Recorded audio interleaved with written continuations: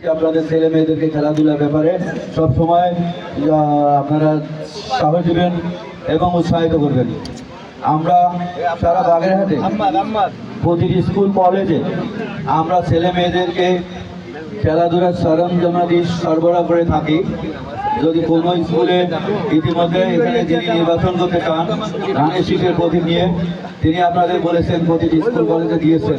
এরপরেও কোথাও যদি কোনো ক্রীড়া সামগ্রীর প্রয়োজন হয় আমরা সেটি সরবরাহ করব, কারণ আমরা চাই আমাদের ছেলেমেয়েরা স্কুল থেকেই যেন খেলাধুলা শিখুক এবং জাতীয় পর্যায়ে গিয়ে আমাদের বাগেরহাটের নাম যেন তারা রাখতে পারে। আমাদের বাগেরহাট জেলার মান সম্মান, আপনারা জানেন বাগেরহাট সবসময় বাংলাদেশের জাতীয় পর্যায়ে ক্রীড়া অঙ্গনে সবসময় একটি স্থান দখল করেছিল। ফুটবলে, ক্রিকেটে আমাদের অনেক কৃতি খেলোয়াড় ছিল। সেই কৃতি খেলোয়াড়রা গত 16 বছরে কিন্তু আমাদের বাগেরহাট থেকে কোনো কৃতি খেলোয়াড় বের হয়নি। পুরনো দিনের কথা বললে অনেক নাম করা ফুটবলার আমাদের বাগেরহাটে ছিল। আপনারা অনেকেই জানেন না, প্রশান্তর কথা জানেন না। প্রশান্ত বাংলাদেশ জাতীয় টিমের প্লেয়ার ছিল, ব্রাদার্স ইউনিয়নে খেলতো, সে কিন্তু বাগেরহাটের ছেলে। আমাদের বাগেরহাটে সাবেক ফুটবলার বাইজিৎ, অমিত, আমাদের সফরুল ভাই, একরামুল, অনেক নাম করা প্লেয়ার তারা ঢাকা প্রথম বিভাগ লিগে খেলছে। কিন্তু আজ এখনও দু একজন ঢাকায় আমাদের প্লেয়ার খেলে, যেমন একজন আছে এখন জাতীয় দলে খেলছেন তপু, সে বাগেরহাটেরই ছেলে। তো আমরা চাই আগামীতে জাতীয় দলে আরও অনেক খেলোয়াড় যেন বাগেরহাট থেকে আমরা সেখানে চান্স পাই বা খেলার সুযোগ পাই। শুধু ফুটবল নয়, ক্রিকেট, আমাদের ব্যাডমিন্টন, যেসব খেলা আমাদের ওয়েদারে খেলতে পারি আমরা। হ্যান্ডবলে আমাদের বাগেরহাটের ছেলেমেয়েরা অত্যন্ত ভালো করছে বর্তমানে। সাথে সাথে আমরা আগামীতে আমরা চাইবো যে আমাদের এই বাগেরহাটে যেন বাস্কেটবল খেলতে পারেন। হ্যান্ডবল ইতিমধ্যে ভালো করছেন, আগামীতে আরও ভালো করবেন। সাথে সাথে যে সকল স্কুল কলেজে আমরা চেষ্টা করবো টেবিল টেনিসের ব্যবস্থা করে দেওয়ার। টেবিল টেনিসও আমাদের ছেলেমেয়েরা ভালো করে।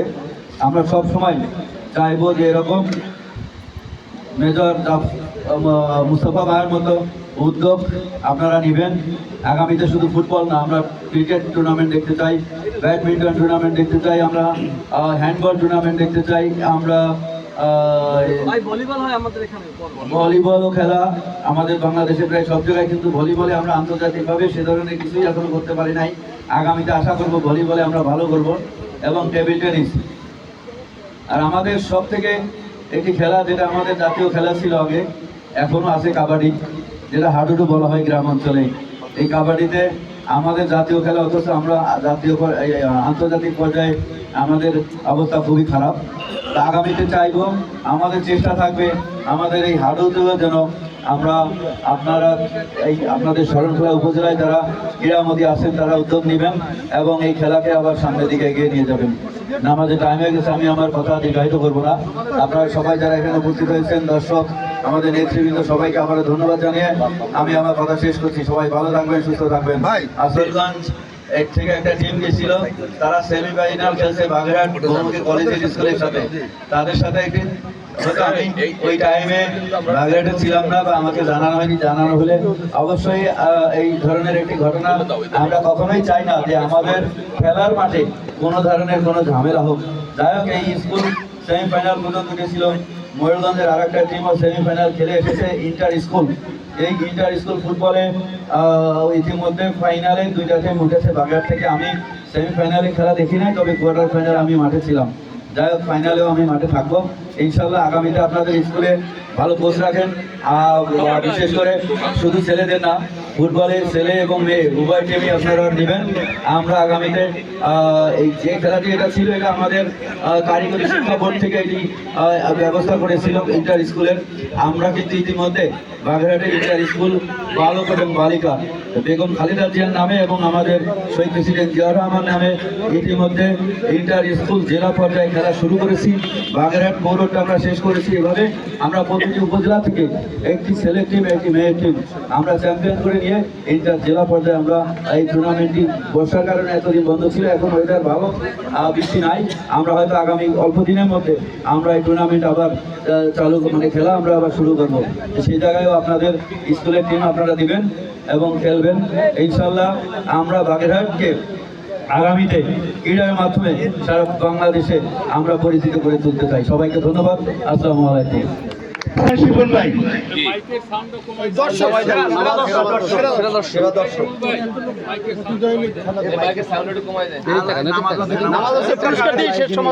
সেরা দর্শক হিসেবে পুরস্কার বিতরণ করছেন। থাকবেন আজকের এই খেলা হয়েছিলেন মানব সেবা সঙ্গে সংসদ নির্বাচনে খেলোয়াড় জনাব কাজী এই স্মরণসভার কৃতি সন্তান আজকের খেলার ম্যান অফ দ্য ম্যাচ জনাব আম্মার ইবনে আমিন।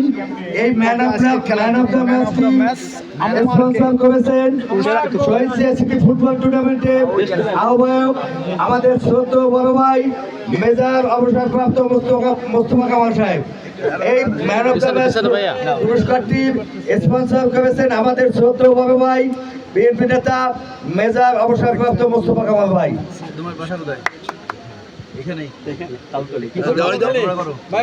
অনেক ভালো খেলে, খুব ভালো খেলে। পুরস্কারটি বিতরণ করছেন বাগেরহাট জেলা বিএনপির সাবেক সভাপতি বর্তমান সমন্বয়ক জনাব এম এ সালাম ভাই। সবাইকে ধন্যবাদ জানিয়ে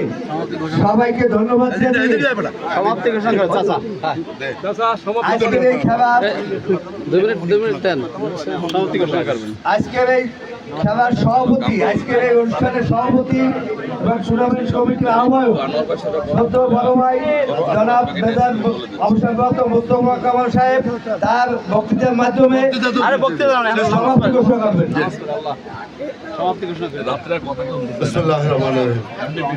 আজকের শহীদ জিয়া 16 দলীয় টুর্নামেন্টের উদ্বোধনী অনুষ্ঠানে আমাদের বাগেরহাট জেলা থেকে জাতীয়তাবাদী দলের জনাব সালাম ভাই সহ যত জ্যেষ্ঠ নেতাবৃন্দ এসেছেন এবং আমাদের শরণখোলা উপজেলা ধানসাগর ইউনিয়ন সহ অন্যান্য স্থান থেকে যত বিএনপি নেতৃবৃন্দ এবং কর্মীবৃন্দ এসেছেন এবং যত দর্শকবৃন্দ আছেন সবাইকে অসংখ্য ধন্যবাদ জানিয়ে সুন্দর সুশৃঙ্খলভাবে খেলাটি উপভোগ করার জন্য আমি আপনাদের কাছে কৃতজ্ঞ। আপনাদেরকে ভবিষ্যতে যে খেলাগুলো হবে সেগুলো দেখার জন্য আমন্ত্রণ জানিয়ে এবং আপনাদের সকলের সুস্বাস্থ্য, দীর্ঘায়ু এবং উত্তরোত্তর সমৃদ্ধি কামনা করে আজকের অনুষ্ঠান এখানেই সমাপ্ত ঘোষণা করছি। আল্লাহ হাফেজ।